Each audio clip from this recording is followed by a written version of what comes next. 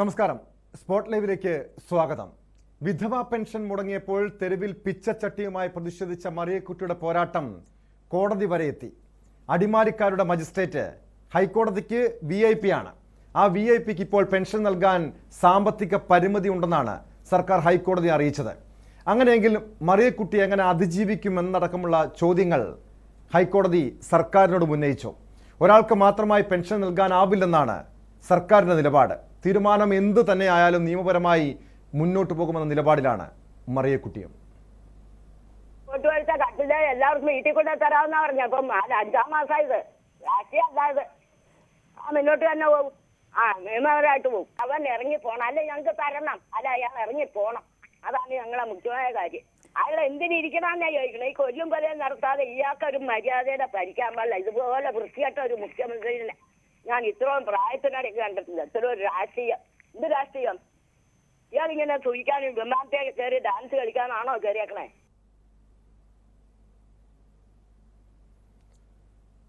ഈ വിധവാ പെൻഷൻ മുടങ്ങിയത് ചോദ്യം ചെയ്ത മറിയക്കുട്ടിയുടെ ഹർജി രാഷ്ട്രീയ പ്രേരിതമാണെന്നാണ് സർക്കാർ ഇന്ന് ഹൈക്കോടതിയെ ബോധിപ്പിച്ചത്.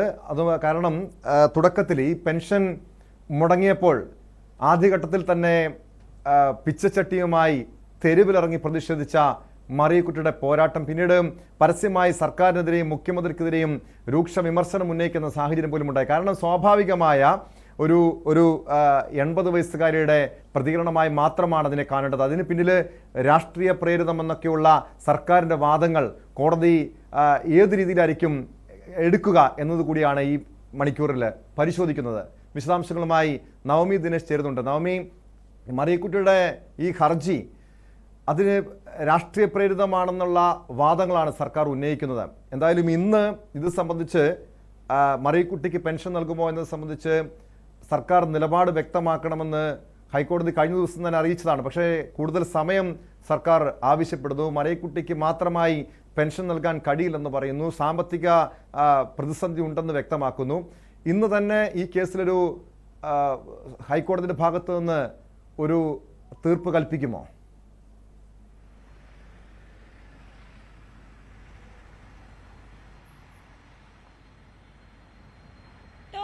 മറിയക്കുട്ടിയുടെ ഹർജിയുമായി ബന്ധപ്പെട്ട് ഇന്ന് തന്നെ അന്തിമമായ ഒരു വിധി ഉണ്ടാകുമെന്നാണ് നമ്മളും പ്രതീക്ഷിക്കുന്നത്. കേസ് ഇതുവരേക്കും പരിഗണിച്ചു തുടങ്ങിയിട്ടില്ല. അല്പസമയത്തിനുള്ളിൽ തന്നെ പരിഗണിക്കുമെന്നാണ് പ്രതീക്ഷിക്കുന്നത്. എന്തായാലും രാവിലെ കോടതി ഈ കേസ് പരിഗണിച്ചപ്പോൾ തന്നെ സർക്കാരിനെതിരെ വീണ്ടും രൂക്ഷമായിട്ടുള്ള വിമർശനം തന്നെയാണ് ഉന്നയിച്ചത്. പ്രധാനമായും 2 ചോദ്യങ്ങളാണ് ഹൈക്കോടതി സർക്കാരിനോട് ചോദിച്ചത്. ഒന്ന്, മറിയക്കുട്ടി എങ്ങനെ അതിജീവിക്കും? 2, പെൻഷൻ എന്ന് നൽകും? ഈ 2 ചോദ്യങ്ങളാണ് കോടതി ഉന്നയിച്ചത്. ഇത് രണ്ടും പ്രധാനപ്പെട്ട ചോദ്യങ്ങൾ തന്നെയാണ്. കാരണം മറിയക്കുട്ടിയെ പോലൊരു അമ്മയ്ക്ക് സഹായിക്കാൻ ആരുമില്ല. മരുന്ന് വാങ്ങുന്നവരാണ്, രോഗിയാണ്, 76 വയസ്സായി. ഇവർക്കിനിയും ജോലി ചെയ്ത് ജീവിക്കാൻ കഴിയില്ല. അതുകൊണ്ട് 1600 രൂപ സർക്കാരിനെ സംബന്ധിച്ച് തുച്ഛമായ തുകയായിരിക്കും, വലിയ വിലയുണ്ടായില്ല. പക്ഷേ മറിയക്കുട്ടിയെ സംബന്ധിച്ച് 1600 രൂപ അവരുടെ ജീവനാണ്, അവരുടെ ജീവിതമാണ്. അതുകൊണ്ട് എത്രയും വേഗം ഈ പെൻഷൻ തുക കൈമാറണം എന്ന് തന്നെയാണ് കർശനമായിട്ടുള്ളൊരു നിർദ്ദേശം തന്നെയാണ് ഹൈക്കോടതി ഉന്നയിച്ചത്. പക്ഷേ സർക്കാരിന്റെ നിലപാട് ഇപ്പോഴും സാമ്പത്തിക പ്രതിസന്ധിയിലൂടെയാണ് സർക്കാർ കടന്നു പോകുന്നത്. കേന്ദ്ര സർക്കാർ വിഹിതം നൽകുന്നില്ല എന്നീ 2 വാദങ്ങളിൽ തന്നെയാണ് ഉറച്ചു നിൽക്കുന്നത്. അതോടൊപ്പം തന്നെ ഇത് ഒരു രാഷ്ട്രീയ പ്രേരിതമാണ്. മറിയക്കുട്ടിയുടെ ഹർജി രാഷ്ട്രീയ പ്രേരിതമാണ്. അത്തരത്തിലുള്ള പരാമർശങ്ങൾ തന്നെയാണ് മറിയക്കുട്ടിയുടെ ഭാഗത്തു നിന്നും ഉണ്ടാകുന്ന അടക്കമുള്ള കാര്യങ്ങളാണ് കോടതിയിൽ സർക്കാർ ഉന്നയിക്കുന്നത്. പക്ഷേ കോടതി പറയുന്നത് VIP മറിയക്കുട്ടിയാണ്. കാരണം ഈ കോടതിയിലേക്ക് ഒരു സഹായമായി ഓടി വന്നത് മറിയക്കുട്ടിയാണ്. മറിയക്കുട്ടിക്കാണ് ഇവിടെ VIP പരിഗണന നൽകേണ്ടത്. സർക്കാരിനോ അല്ലെങ്കിൽ ഇവിടെയുള്ള അഭിഭാഷകരെ അല്ല കോടതി പരിഗണിക്കുന്നത്. അതുകൊണ്ട് മറിയക്കുട്ടിക്ക് എന്താണോ സഹായം നൽകേണ്ടത് അത് ഉടൻ തന്നെ നൽകണമെന്ന കർശന നിർദ്ദേശമാണ് ഹൈക്കോടതി നൽകിയിരിക്കുന്നത്. ഇന്നലെ തന്നെ രൂക്ഷ വിമർശനമായിരുന്നു സർക്കാരിനെതിരെ ഉന്നയിച്ചത്. കാരണം ഇത്രയും വലിയ സാമ്പത്തിക പ്രതിസന്ധി ഉണ്ടെന്ന് പറയുമ്പോഴും എന്തുകൊണ്ടാണ് സർക്കാർ ആഘോഷങ്ങളൊന്നും മാറ്റിവെക്കാത്തത്? അതെല്ലാം മുറയ്ക്ക് തന്നെ നടക്കുന്നുണ്ടല്ലോ എന്ന് കോടതി ചോദിച്ചിരുന്നു. ഇത് തന്നെയാണ് പ്രധാനപ്പെട്ട കാര്യവും. മറിയക്കുട്ടിയെ പോലൊരു അമ്മ ഒരു 1600 രൂപയ്ക്ക് വേണ്ടി സർക്കാർ ഓഫീസുകളിലും അല്ലെങ്കിൽ കോടതിയിലുമൊക്കെ ഇങ്ങനെ കയറി ഇറങ്ങുമ്പോൾ സാമ്പത്തിക പ്രതിസന്ധി എന്ന് പറയുന്ന സർക്കാർ എന്തുകൊണ്ടാണ് അവർക്ക് ഇതിനുള്ള തുക നൽകാത്തത്? ആഘോഷങ്ങളൊന്നും സർക്കാർ ചിലവാക്കുന്നുണ്ട്, ആഘോഷങ്ങൾക്കായി പണം ചിലവാക്കുന്നുണ്ട്. പക്ഷേ മറിയക്കുട്ടിയെ പോലെയുള്ള ഈ പെൻഷന് വേണ്ടി കാത്തിരിക്കുന്ന ആ പെൻഷൻ തുകയിൽ ജീവിക്കുന്നവർക്ക് വേണ്ടി അവരോട് എന്താണ് ഈ അനീതി എന്നാണ് കോടതി ചോദിക്കുന്നത്. സർക്കാരിന്റെ മുഷ്ടി ഇത്തരം പാവപ്പെട്ടവർക്ക് മുന്നിൽ കാണിക്കരുത് എന്നുള്ളൊരു താക്കീത് കൂടി ഹൈക്കോടതി നൽകുന്നുണ്ട്. എന്തായാലും കേസ് അല്പസമയത്തിനുള്ളിൽ തന്നെ പരിഗണിക്കും. എന്തായിരിക്കും ഇനിയും സർക്കാർ തേടുന്ന നിലപാടെന്നാണ് നമുക്ക് നോക്കിക്കാണേണ്ടത്. ഈ ഒരു 1600 രൂപയിൽ 300 രൂപ കേന്ദ്രത്തിന്റെ വിഹിതമാണ്, 1300 രൂപ സംസ്ഥാനത്തിന്റെ വിഹിതവും. ഇതിൽ കേന്ദ്രത്തിന്റെ വിഹിതം കൃത്യമായി കിട്ടുന്നില്ല. കഴിഞ്ഞ 5 മാസമായി കേന്ദ്രം വിഹിതം നൽകുന്നില്ല എന്നുള്ളൊരു വാദം കൂടി സർക്കാർ മുന്നോട്ട് വെക്കുന്നുണ്ട്.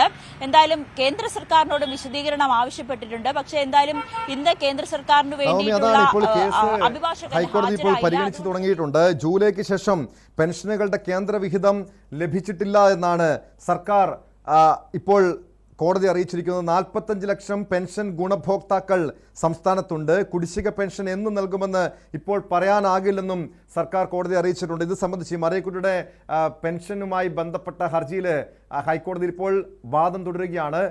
നവമി, സർക്കാർ ഇതിൽ പ്രധാനമായും ഉന്നയിച്ചത് ഈ മറിയക്കുട്ടിയുടെ ഹർജി സംബന്ധിച്ചുള്ള കാര്യമാണ്. അതിൽ രാഷ്ട്രീയമുണ്ടെന്ന് പറയുന്നു. യഥാർത്ഥത്തിൽ ഈ മറിയക്കുട്ടി ഈ പെൻഷൻ തനിക്ക് മുടങ്ങിയതുമായി ബന്ധപ്പെട്ട് നമുക്കറിയാം, കേരളം ഏറെ ശ്രദ്ധിച്ചതാണ്. ഏറെ ശ്രദ്ധേയമായിട്ടുള്ള വ്യത്യസ്തമായിട്ടുള്ള ഒരു സമരമായിരുന്നു, പോരാട്ടമായിരുന്നു മറിയക്കുട്ടിയുടേത്. ഒരു പിച്ചച്ചട്ടിയുമായി തെരുവിലിറങ്ങുന്ന സാഹചര്യം. അതിനുശേഷം അവരെയല്ലേ, ഈ മറിയക്കുട്ടിയല്ലേ രാഷ്ട്രീയപരമായി വേട്ടയാടിയത്. പിന്നീടാണ് അവരും അതായത് മറിയക്കുട്ടിയും രാഷ്ട്രീയം പറയാൻ തുടങ്ങിയത്. അതുവരെയും ഒരു നിസ്സഹായാവസ്ഥയിൽ ഒരു വീട്ടമ്മ, ഒരു വൃദ്ധയായ, ഒരു വയോധികയായ സ്ത്രീ തെരുവിലിറങ്ങുന്ന അത്രയ്ക്കും ഒരു നിസ്സഹായ ആണ് അവരെ തെരുവിലിറങ്ങാൻ പ്രേരിപ്പിച്ചത്. കാരണം ഈ 1500 രൂപ കൊണ്ട് വേണം അവർക്ക് മറ്റ് അവരുടെ ഉപജീവന മാർഗം അതാണ് ആകെയുള്ളത്. ഈ 1600 രൂപയാണ്.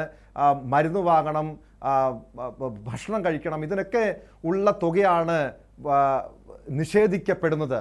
സ്വാഭാവികമായിട്ടുള്ള ഒരു പ്രതികരണമല്ലേ ഈ മറിയക്കുട്ടിയുടെ ഭാഗത്തുനിന്നുണ്ടായത്. അതിനെ രാഷ്ട്രീയ പ്രേരിതമെന്ന് പറയുന്ന സർക്കാരിൻ്റെ നിലപാടിനെ ഹൈക്കോടതി എങ്ങനെയാണ് കാണുന്നത്?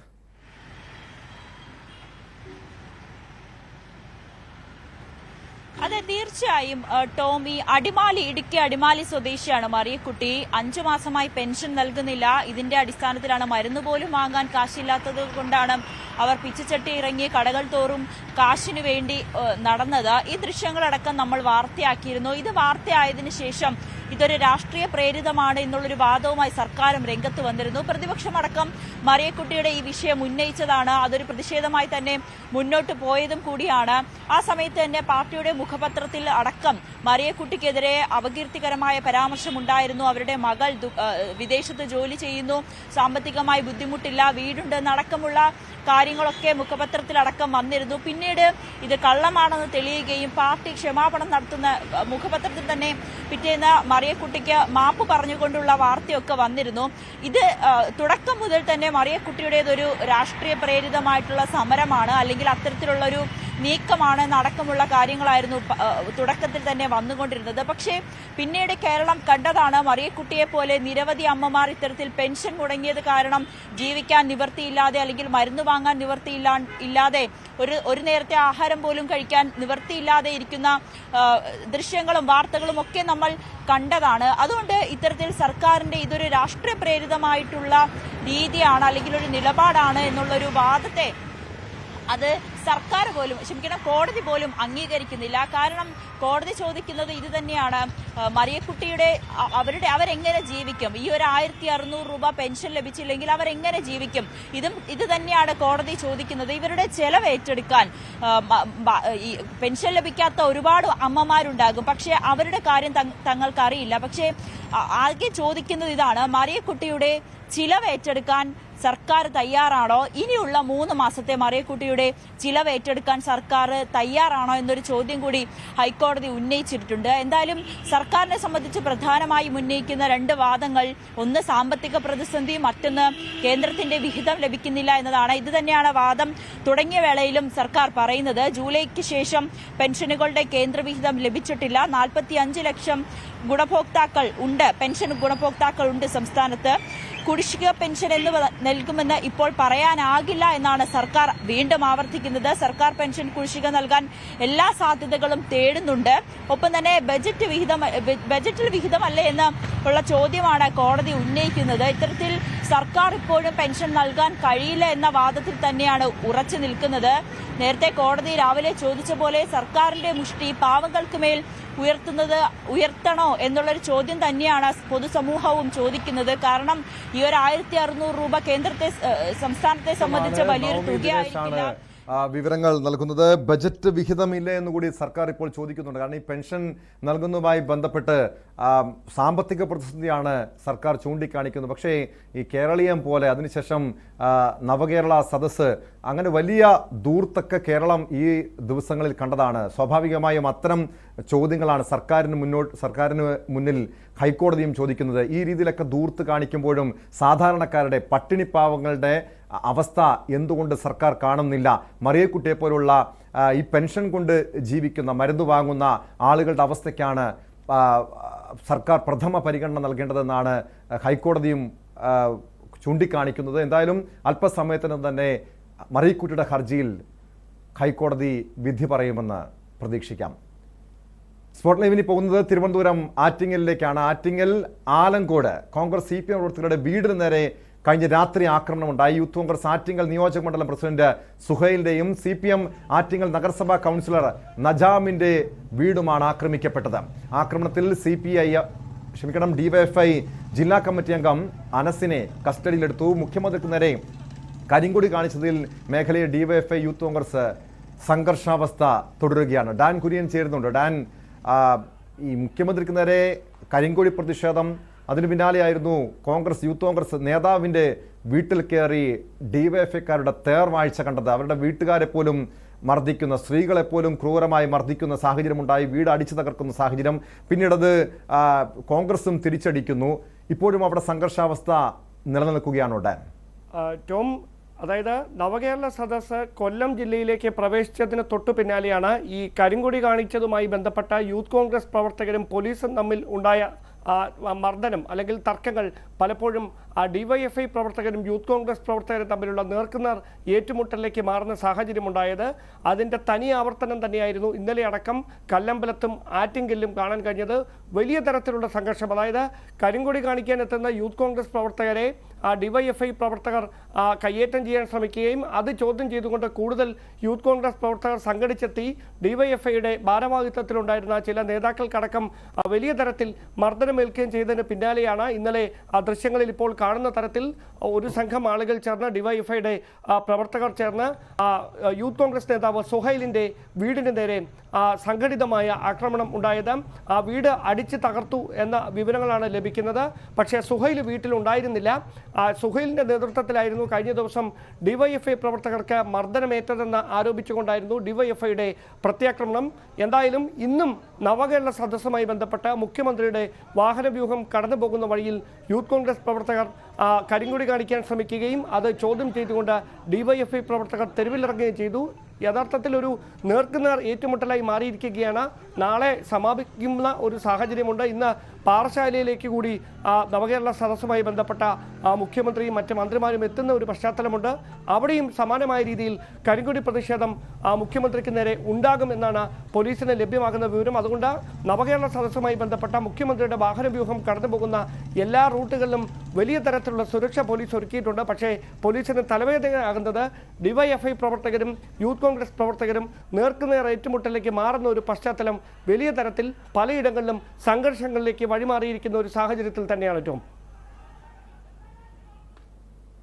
അതായത് നവകേരള സദസ്സ് സമാപിക്കാനിരിക്കെ കൂടുതൽ രൂക്ഷമായ പ്രതിഷേധം അല്ലെങ്കിൽ ശക്തമായ പ്രതിഷേധം പ്രതിപക്ഷ യുവജന സംഘടനകളുടെ ഭാഗത്തുനിന്നുണ്ടാകും. യൂത്ത് കോൺഗ്രസ് എന്തായാലും രണ്ടും കൽപ്പിച്ച് തന്നെയാണ്. അങ്ങനെയെങ്കിൽ ഇത് തലസ്ഥാന നഗരത്തേക്ക് എത്തുമ്പോൾ ഒരു തെരുവ് യുദ്ധത്തിന് സമാനമായ സാഹചര്യം കൂടി കേരളം പ്രതീക്ഷിക്കണം. പോലീസ് അതിനെ നേരിടാൻ ഏത് രീതിയിലാണ് ഒരുങ്ങുന്നത്?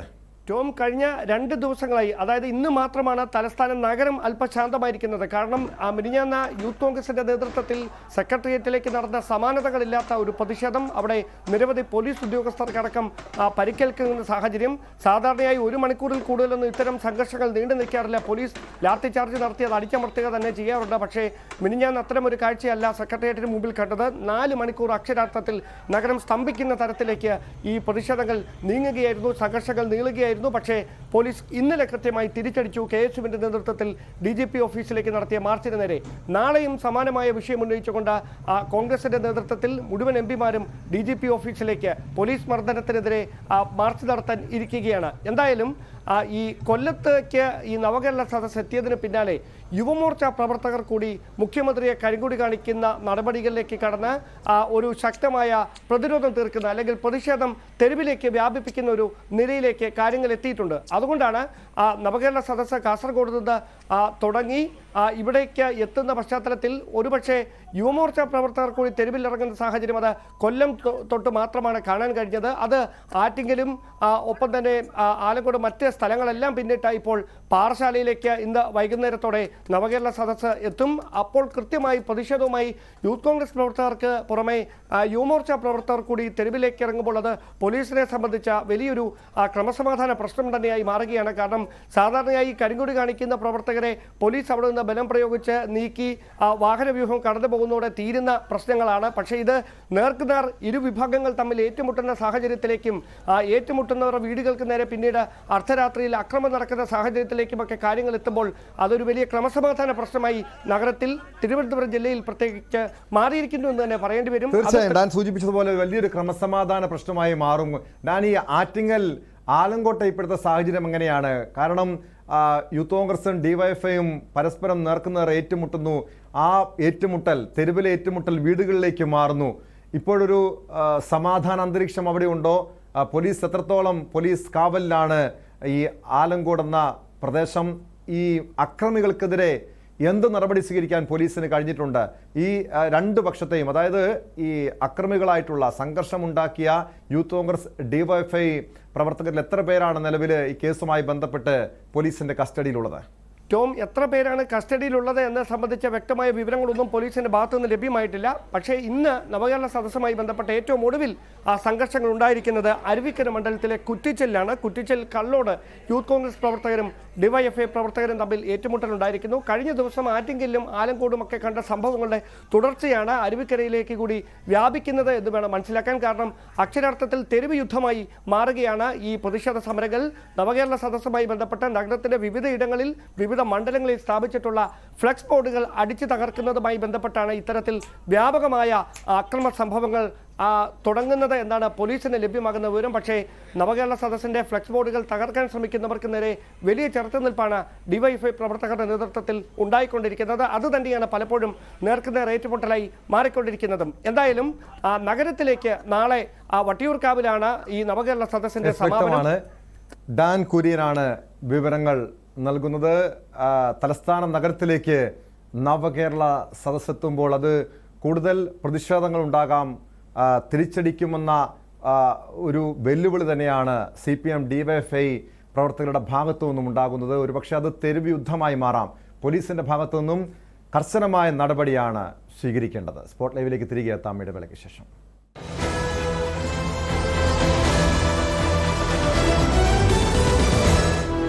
പൊൻകതിർ പുട്ട് സോഫ്റ്റ്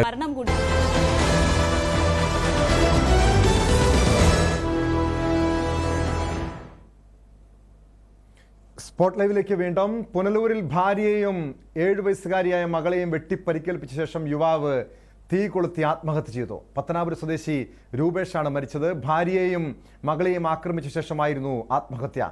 പത്തനാപുരത്ത് വാടകയ്ക്ക് താമസിച്ചു വരികയായിരുന്നു രൂപേഷും കുടുംബവും. പത്തനാപുരം പോലീസും ഫയർഫോഴ്സും എത്തി തീയണച്ച് രൂപേഷിനെ പുനലൂർ താലൂക്ക് ആശുപത്രിയിൽ എത്തിച്ചെങ്കിലും ജീവൻ രക്ഷിക്കാനായില്ല. ഭാര്യയും മകളും ഗുരുതര പരിക്കുകളോടെ തിരുവനന്തപുരം മെഡിക്കൽ കോളേജ് ആശുപത്രിയിൽ ചികിത്സയിലാണ്. വാർത്തയുടെ വിശദാംശങ്ങളുമായി മനോജ് അപ്പക്കുട്ടൻ ചേരുന്നുണ്ട്. മനോജ്, നാടിനെ നടുക്കിയൊരു സംഭവമായിരുന്നു ഇത്. പ്രത്യേകിച്ച് നമ്മുടെ ഈ സമീപകാലത്ത് പല കുടുംബങ്ങളുടെയും അവസ്ഥ ഇതാണ്. നിരവധി കുടുംബങ്ങളാണ് ഇപ്പോൾ ഈ ചോരക്കളമാകുന്ന സാഹചര്യം ഉണ്ടാകുന്നത്. ചെറിയ പ്രശ്നങ്ങളുടെ പേരിലൊക്കെ ജീവിത പങ്കാളിയെയും മക്കളെയുമൊക്കെ കൊലപ്പെടുത്തുന്ന സാഹചര്യം, ഈ രൂപേഷ് എന്ന യുവാവ് ഈ രീതിയിലൊരു കൊടും ക്രൂരത കാണിച്ച ശേഷം ജീവനൊടുക്കാനുള്ള കാരണം എന്താണ്? ഇന്ന് പുലർച്ചെയാണ് നാടിനെ നടുക്കിയ ഈ സംഭവം ഉണ്ടാകുന്നത്. എന്താണ് ഇത്തരത്തിലൊരു പ്രകോപനം ഉണ്ടാകാനുള്ള സാഹചര്യം ഉണ്ടായിരുന്നു, ഭാര്യയും മകളെയും വെട്ടിപ്പരിപ്പിച്ച് ആത്മഹത്യ ചെയ്യാനുണ്ടായ സാഹചര്യം എന്തെന്ന് വ്യക്തമാകാത്ത ഒരു സ്ഥിതിവിശേഷമാണ് ഇപ്പോൾ ഇവിടെ ഉള്ളത്. ഇവര് പത്തനാപുരം കടക്കാമൺ എന്ന് പറഞ്ഞ സ്ഥലത്ത് താമസിച്ചവരാണ്. അവരിപ്പോൾ വാടകയ്ക്ക് 1 വർഷമായിട്ടാണ് ഈ പത്തനാപുരത്ത് പള്ളിമുക്കിന് ഭാഗത്ത് ക്ഷേത്രത്തോട് ചേർന്നുള്ള സമീപ പ്രദേശത്താണ് അവർ താമസിക്കുവാണെങ്കിൽ. അതുകൊണ്ട് തന്നെ ഇവരെ കുറിച്ച് ഇവിടെ ഉള്ള അയൽവാസികൾക്ക് വ്യക്തമായ കൂടുതൽ വിവരങ്ങളൊന്നുമില്ല. എന്നാൽ കുടുംബം മറ്റ് വഴക്കോ ബുദ്ധിമുട്ടുകളോ ഇല്ലാതെ ജീവിക്കുകയായിരുന്നു എന്നുമാണ് മനസ്സിലാക്കാൻ ഇതുവരെ കഴിയുന്നത്. 7 വയസ്സ് പ്രായമുള്ള കുഞ്ഞിനെയും ഭാര്യയുമാണ് അതിക്രൂരമായി വെട്ടി പരിക്കേൽപ്പിച്ചത്. ഭാര്യയുടെ നിലവിളി കേട്ട് അയൽവക്കക്കാർ ഓടി വന്ന് ബഹളമുണ്ടാക്കി കതവ് പൊളിക്കാൻ ശ്രമിക്കുന്ന സമയത്ത് അവിടെ കരുതിയിരുന്ന പെട്രോള് ശരീരത്തേക്ക് ഒഴിച്ച് തീ കൊളുത്തുകയായിരുന്നു. ഓടിക്കൂടിയ നാട്ടുകാരും ഫയർഫോഴ്സും ഒക്കെ രൂപേഷിനെ ഉടൻ തന്നെ പുനലൂർ താലൂക്ക് ആശുപത്രിയിൽ എത്തിച്ചെങ്കിലും ജീവൻ രക്ഷിക്കാൻ സാധിച്ചില്ല. 80 സ്ഥാനത്ത് കൂടുതൽ പൊള്ളലേറ്റിരുന്നു. 38 വയസ്സ് പ്രായം മാത്രമാണ് ഈ രൂപേഷിന് ഉള്ളത്. ഓട്ടോറിക്ഷ തൊഴിലാളി ആയിരുന്നു. ഇതിൽ ഏറ്റവും വേദനാജനകമായത് വളരെ നാളത്തെ ഒരു പ്രേമബന്ധത്തിന് ശേഷമാണ് തിരുവനന്തപുരം സ്വദേശിയായ ഈ യുവതിയെ രൂപേഷ് വിവാഹം കഴിക്കുന്നത്. വളരെ നല്ല ഒരു കുടുംബജീവിതം നയിച്ചു വരികയായിരുന്നു എന്നാണ് നമുക്ക് പ്രദേശവാസികളിൽ നിന്നും ചോദ്യപ്പോഴും മനസ്സിലാക്കാനും കഴിയുന്നത്. രൂപേഷിന്റെ മൃതദേഹം പുല്ലൂർ താലൂക്ക് ആശുപത്രി മോർച്ചറിയിൽ സൂക്ഷിച്ചിരിക്കുകയാണ്. ഭാര്യയുടെ മകളുടെയും അതീവ ഗുരുതരമായതിനാൽ തിരുവനന്തപുരം മെഡിക്കൽ കോളേജിലേക്ക് അയച്ചിട്ടുണ്ട്. പുനലൂർ ഡിവൈഎസ്പി വിനോദിന്റെ നേതൃത്വത്തിലുള്ള പോലീസ് സംഘം മനോജ്, ഇതില് കുടുംബ പ്രശ്നങ്ങളാണ് ഈ സംഭവങ്ങൾക്ക് കാരണമെന്നാണ് പോലീസ് നൽകുന്ന പ്രാഥമികമായ വിവരങ്ങൾ. ഈ രൂപേഷിന്റെ ഒരു പശ്ചാത്തലം എന്താണ്?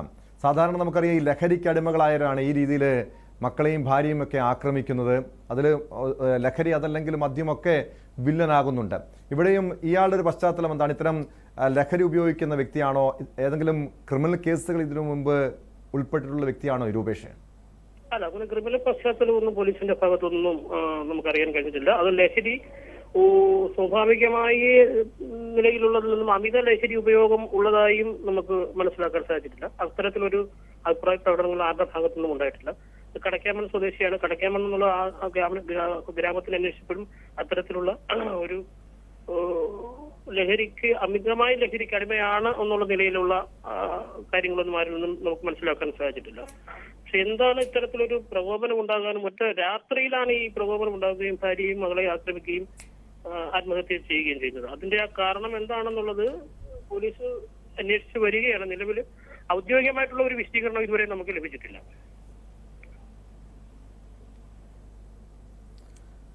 മനോജ്, ഭാര്യയുടെയും മകളുടെയും ആരോഗ്യാവസ്ഥ എങ്ങനെയാണ്? ഗുരുതര പരിക്കോടെയാണല്ലോ അവരെ തിരുവനന്തപുരം മെഡിക്കൽ കോളേജ് ആശുപത്രിയിൽ പ്രവേശിപ്പിച്ചത്. ഇത് വളരെ മോശമായിരുന്നു എന്നാണ് നമുക്ക് ഡോക്ടർമാരിൽ നിന്നും മനസ്സിലാക്കാൻ സാധിച്ചത്. കുട്ടിയുടെ സ്ഥിതിയും വളരെ മോശമായിരുന്നു എന്നാണ് നമുക്ക് മനസ്സിലാക്കാൻ സാധിച്ചത്. പ്രാഥമിക ചികിത്സ നൽകിയാണ് അവരെ തിരുവനന്തപുരത്തേക്ക് അയച്ചത്.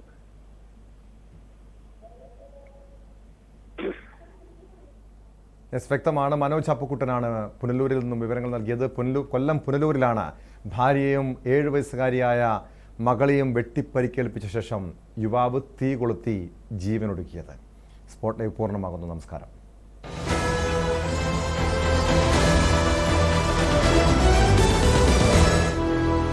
ഈ പരിപാടി